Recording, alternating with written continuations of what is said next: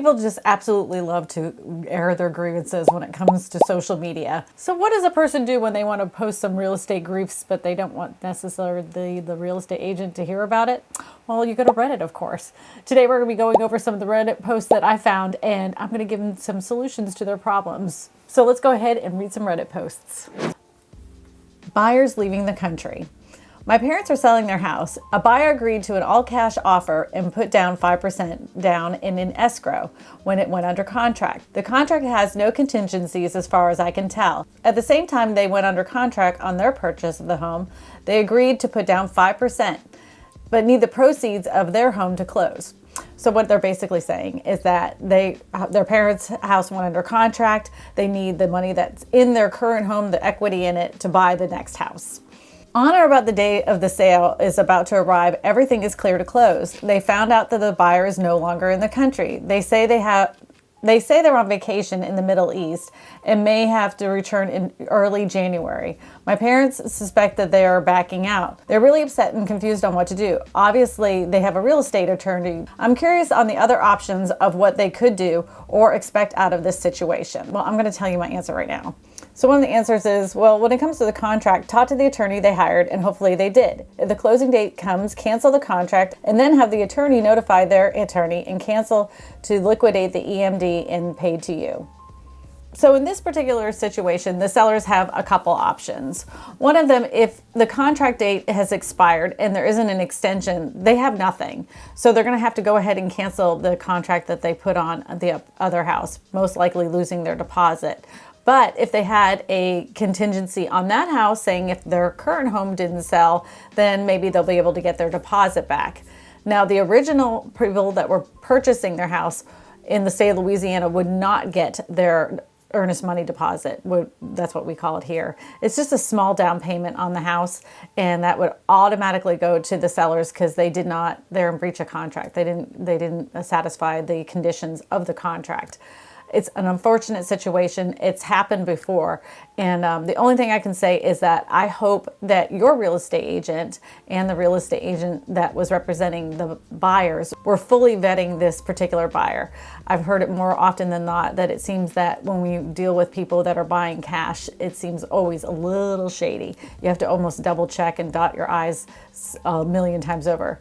Cash deals can be extremely easy, but they also can be extremely difficult when you're working with buyers that aren't on the same timeline as the prospective sellers. This one's pretty interesting. What is the best way to sell to a family member shortly after a purchase?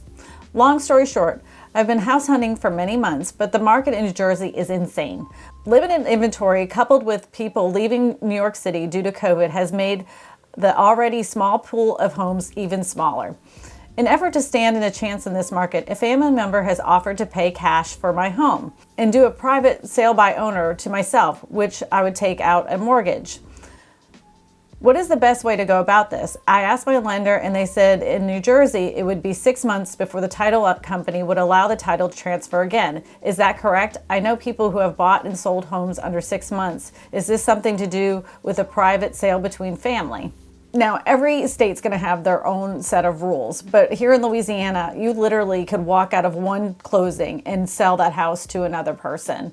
It happened a lot here during Katrina because a lot of people would buy a house and then because the market was moving up so quickly, they would hold on to that house for 30 days and then they would put that house back on the market instantaneously and literally hand the keys to somebody else.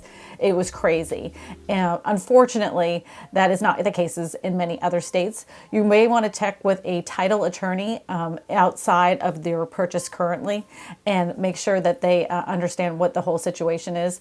Always have attorneys for both sides because you don't want to have some bad blood between family. Nothing is worse than real estate and dealing with your family at the same time, even if you're not buying some other family member's house. I also do want to suggest to you that you go ahead and get a home warranty on your house and have a full inspection done on the house that you're purchasing. Even though it's family and they say they've done everything, you just want to make sure that you're making a wise investment and a good purchase. After the closing, you don't have bad blood. Well, this one's a little scandalous. Closed on my home and my realtor has been terrible. Where can I leave an honest and fair review? My realtor throughout my home buying process has made my life more stressful than I thought imaginable. Incredibly lazy and had to convince him to be present for my final walkthrough. Clearly cared about the sale more than being my advocate.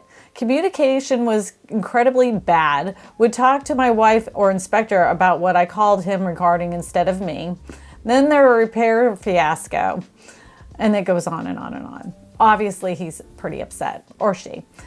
The thing is that whenever you have a problem with your real estate agent, no matter who they are, if you're having these problems during the process, the best thing for you to do is to go ahead and contact the real estate broker. That's their boss.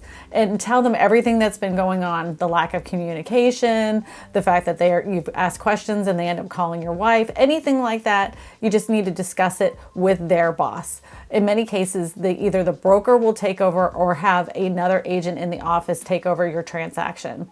Secondly, if there's a problem like with ethics, if they've done anything that you feel like is racist towards you or discriminatory because you have some kind of physical disability, you can always take that up with the real estate board. But as far as leaving a review, there's several places you can leave a review for an agent. You can look up their Facebook business page. You can leave a review there. You can go on Google and leave a review on their Google page. If they do not have their own Google page, you can leave a Google review on their company's page as well. And a lot of times they do respond. In some cases, I've seen it even on Instagram. You also can leave a review on Zillow, where you can give it a 5 or 4 or whatever star rating you feel like that agent deserves, and you can write out everything that you have had problems with that particular agent. In many, many cases, the company itself will respond to you, but at least other people can see what happened to you and share your experience. This one's kind of bad.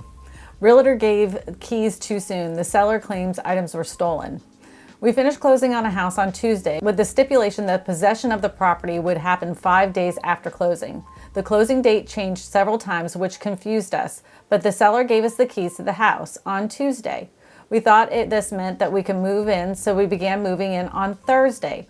While we were unloading the U-Haul, the seller showed up to remove a few remaining items they left behind and informed us that we couldn't move in until Sunday. Our realtor did not inform us of this. In fact, she stated that we could move in by Thursday to enjoy the Thanksgiving at the new home, when in reality she should have told us not to move in yet. She also, on video, which she recorded herself, saying everything in the house is ours. We can throw away whatever we don't want. This made us believe that we're good to move in and get rid of things the seller had left behind. We did not get rid of anything and had only started cleaning the kitchen when the seller arrived. We loaded up our U-Haul again and left. The seller is claiming the safe and jewelry and other valuables are missing. He told us that the realtor is responsible, and it seems like he's trying to get money from her. Now our realtor is saying that we're not allowed to move in on Sunday and cannot go near the property until it's settled, even though our contract states we have possession on Sunday. Does anyone know if this is true? Can we move in anyway? Is there anything we should do to prepare for? Update, this is California, in case that makes a difference. All right, well, let me just explain something to you. And I don't know of any state this is any... All right, this is the thing. It doesn't matter. If your hand has not written on the piece of paper that you own the house, you own nothing. You do not own the house. It doesn't belong to you. You should never, ever, ever, ever, ever, ever move into a house that doesn't belong to you until after the date of closing. I know in some states, even after it closes, you have to wait for a few days for it to be clear to close, or I know in a few states, they even say you have to wait a couple days so the funds have transferred over to the mortgage company and all the paperwork is done before you can actually move in. I know that Texas is one of those states. But I would never suggest moving into a house prior to the closing date. In this case, this case in point, he's already claiming that she stole some things. Another problem is, what if the house catches on fire? Who's responsible for it then? What insurance company is going to go ahead and cover the costs? The seller is in jeopardy of having some problems because you moved in too soon too. I never suggest this. It's something that does happen, and I know it does happen because people are overlapping purchasing houses, but never do it because these are the kinds of things that can come up no matter where you're at. But never do it because these are the kinds of things that can happen no matter what state you're in. It doesn't matter. Never move in until you own that house and you're having full possession. I don't care. And you know what? Another thing, that real estate agent should have known better. I know that I'm kind of throwing this person under the bus, but you should always advise your clients never to move into a house unless you have an addendum, a full addendum that you have signed that allowed you to move in prior. If it's not been signed by you and the seller, then you have nothing. And the seller on this one is correct, even though I know you probably didn't steal the items. The seller's right on this one. Go after the real estate agents. My realtor is furious. I'm confused and I don't really understand what the issue is. I even contacted the selling agent to I even contacted the seller agent to see if the sellers would have an issue with it. And she didn't have a problem with it. And she didn't think that it was a problem. In quotation, realtor also didn't like me contacting her, which I partially rationalize. The total sales price is the same, so I have no idea what's going on. Admittedly, I'm not experienced in home buying, but am I missing something? Okay, so here's the thing. There shouldn't be a difference if the contract had changed when it came to the down payment. The only thing I can think of is that possibly she was upset because she would have to make an addendum, which literally would have taken her a total of 5 minutes to do, to fill out an addendum that the specifications of your loan would change. I know that's true of here in Louisiana. Anytime something like this, you make an addendum that would show you all the different things that you would need to change on the loan application. But other than that, it's not that big of a deal. Now, the part I know that she's ticked off about is the fact that you called the other agent. And the reason being is because you should never, ever, ever, ever contact the other agent. You might unknowingly say some information that will be detrimental to the purchase of this house. You might say some things like, oh, we're not even thinking about having a home inspection, or we're not really that worried about getting anything done on the house during the home inspection because my husband's really handy. And all of these things seem like very innocent conversation that you're having with the other person, but in the long run, it could cost you a lot of money. So I can see why she was ticked about that. Well, this one should be interesting. Planning on selling a house to current tenants, being advised to get a realtor rather than sale by owner. Thoughts? As the title says, my current tenants are interested in buying the home that they are renting from. I'm being advised to use a realtor, which I'm not opposed to, but I'm hesitant to give up 3% when most of the hard work is already done. Is it reasonable to negotiate their fee? And if so, what would be reasonable to ask? Thanks in advance. I know this is going to sound so crazy coming from a real estate agent, but honestly, you don't need a real estate agent. In this particular situation, you have the house, you have the buyer, you've acquired both of those things. The other thing is that they already know the house. If I was representing the buyer, I would tell them to go ahead and have a home inspection done to the house, and go ahead and, if you're the seller, agree to fix those items that are in the house anyways, because as a landlord, you would have fixed those items anyway. For instance, like the hot water heater, if there's any shingles missing off the roof, if you've gotten some eaves that are full of leaves, those kinds of things, which I would consider deferred maintenance. So if this is your rental property, these are the kinds of things that you would maintain anyway. I would have all those things done. I think what it is, when you have a real estate agent, they can walk you through this process. Now, if the house is up to snuff and they're not going to have a home inspection, I would go ahead and get a title attorney. There's no reason why you need a real estate agent if all those things have already been taken care of, and see how they would handle the process. It's not always necessary that you need a real estate agent. But if both of you are unaware of how this works, it's okay to hire a real estate agent, and you can negotiate the cost of the selling of the house. Because a lot of times what they're doing is just the paperwork. In Louisiana, they call them ministerial acts, which sounds super mysterious, but it's not. And really, they're just filling out all the paperwork, making sure that all the I's are dotted and the T's are crossed. Yeah, that's how that goes.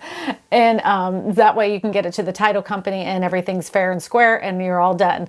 Now, when you have a real estate agent representing both sides that's just doing the paperwork, just know that they're not in favor of one or the other selling the house, and they don't represent either one of you. They're just doing the paperwork.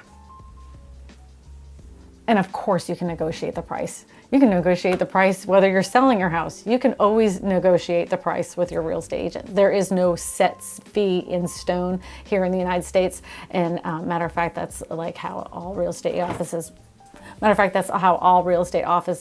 throughout the United States work. There's no set fee set in stone that we all agree upon. While going through Reddit, I just have to tell you that I found something that I was like, ooh, how exciting. And they're looking for a realtor recommendation here in Baton Rouge. So it says, hi there, I'm looking for the purchase of my first house next summer. And I was wondering if anyone had any recommendations here in Baton Rouge. And I was like, ooh, that's me. And other random tips on buying a home in Baton Rouge are welcome too. Thank you. I was scrolling through the comments and of course a bunch of real estate agents answer, but one of the things that kind of burned my butt, it says, tip number 1, your realtor isn't yours. Realtors lack the fiduciary responsibility to the buyer. Unlike the seller, you are committed to just one. Have a few show you around houses in the areas you are interested in. Okay, 100% wrong. This person is telling him that we only represent the sellers. And years ago that was the case. But if you have a buyer's agent representing the buyer, they are looking out for their best interest, not the sellers. That's not how this works. It hasn't worked like that in years. They work for the buyer. The selling agent, the sign that's on the yard that you're going into the house, those are the buyer's. Those are the seller's agents that represent the sellers. And we are responsible for the people we represent. And we're not looking out for the almighty dollar. And some people get it so twisted. They're like, well, my buyer's agent made me pay $10,000 more because she said that we would lose a property if we didn't. I could have probably saved that $10,000. In the grand scheme of things, that $10,000 that you paid us more in, it doesn't even add hardly anything to our overall commission. Like literally nothing, pretty much. And so you paying $10,000 more was because of the fact that they wanted you to get the house, not because they were trying to squeeze out the $50 they would have gotten because you paid $10,000 more. Real estate agents, I know, they get a bad rap, but I know some of them are deservingly so get a bad rap. But when it comes to this particular situation, if you have a buyer's agent that you're not comfortable with, and I only suggest working with one and you're not comfortable with them, then move on to the next one. Don't work with several, because you got to understand, we don't get paid as real estate agents until the day it closes. So it's in our best interest to work with you very closely until the day of closing. And you can interview as many real estate agents as you want before you start the process, but don't have a bunch of real estate agents showing you several different houses. You're going to get confused on who you're working with. I've had it happen to me a few times, and many real estate agents have as well. And nothing is worse than you've worked with somebody for 3.5 months and only to find out that they've been working with 4 other real estate agents at the same time, trying to get to the same purpose, which is buying a house. So don't do that. Just interview a bunch of agents beforehand and only work with that one person. Well, here's a post that actually I want to ask your opinion about this. Not too long ago, the National Board of Realtors decided to remove the word master. So the post goes like this. Texas Real Estate Group says it will no longer use the word master to describe bedrooms and bathrooms in listings. So even in here in Baton Rouge, we have removed that word. In any kind of verbiage, in any of the descriptions, we are now calling it the main bedroom and the main bathroom. What is your opinion about that? I don't know. A lot of people have gotten a lot of heat about it, and sometimes not even thinking. I'll be typing it out and I'll say master bedroom in my descriptions, and then I have to go back and change it. So I know that things are changing. I just want to know what your opinion is about the change. Instead of main bedroom, maybe we should call it the super duper bedroom. It's better than when people say, oh, this is where all the magic happens. I hate when people say that. Ugh. These Reddit posts are fun, and I always have a good time reading all the comments that people make underneath them. A lot of times these people are completely wrong, but I always enjoy them all the same. If you have any questions about real estate, go ahead and put them in the comments section below. I will try to answer every single one of them. My name is Christina Smallhorn, your real estate whisperer, and I tell you all this because good real estate information matters.